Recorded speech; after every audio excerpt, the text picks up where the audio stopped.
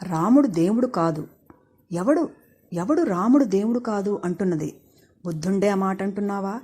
ముక్కోడి దేవతలు శ్రీరాముని దైవంగా భావించి పూజించారే, వారికన్నా గొప్పవాడివా నువ్వు?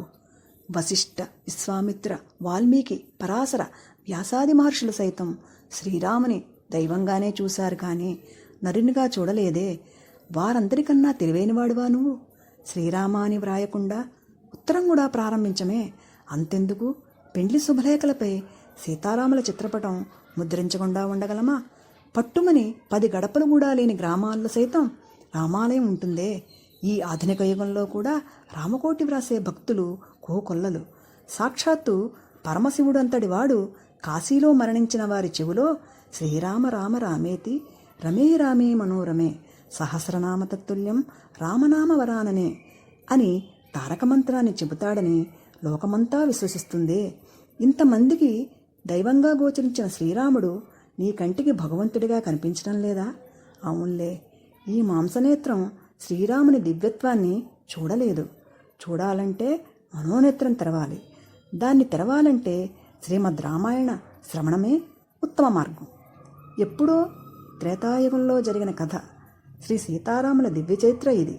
క్లుప్తంగా చెప్పాలంటే, తండ్రి మాటకు కట్టుబడిన ఒక చక్రవర్తి కొడుకు రాజ్యభ్రష్టుడై భార్యాసమేతంగా అడవుల పాలే, విధివశాత్తు భార్యకు దూరమై వానరుల సహాయంతో దుష్ట సంహారం చేసి భార్యను కలుసుకొని తిరిగి రాజ్యాభిషిక్తుడై 11,000 సంవత్సరాలు ప్రజారంజకంగా రాజ్యపాలన చేసి తన అవతార పరిసమాప్తి చేసిన శ్రీమన్నారాయణుని దివ్య కథ ఇది. కాలానికి అతీతంగా ఉండేదే సత్యం. యుగానుగుణంగా ధర్మం మారవచ్చునేమో కానీ సత్యం మాత్రం మారదు. అది పాతబడదు కూడా. యుగాలు మారవచ్చు, నాగరికతలు మారవచ్చు, సాంస్కృతిక సాంప్రదాయాలు, ఆచార వ్యవహారాలు మారవచ్చు, ఆలోచనలు, జీవన విధానాలు, ఆహార విహారాదులు మారవచ్చు, బంధువులు, స్నేహితులు, చివరకు కట్టుకున్న భార్య కూడా ఒక్కోసారి మారవచ్చు. కానీ ఎన్ని మారినా మారనివి రెండే రెండు. ఒకటి ముందు చెప్పిన సత్యం, రెండవది జన్మనిచ్చిన తల్లి.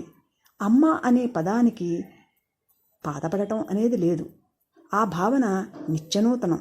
అమ్మ ఎంత సత్యమో రామకథ కూడా అంతే సత్యం. అమ్మ అనే 2 అక్షరాలను యుగాల తరబడి ఉచ్చరిస్తున్నా విరామం లేకుండా వింటున్నా విసుగురాదు. అలాంటిదే రామ అనే 2 అక్షరాలు కూడా. ఆ పదం ఎంత మధురాతి మధురం.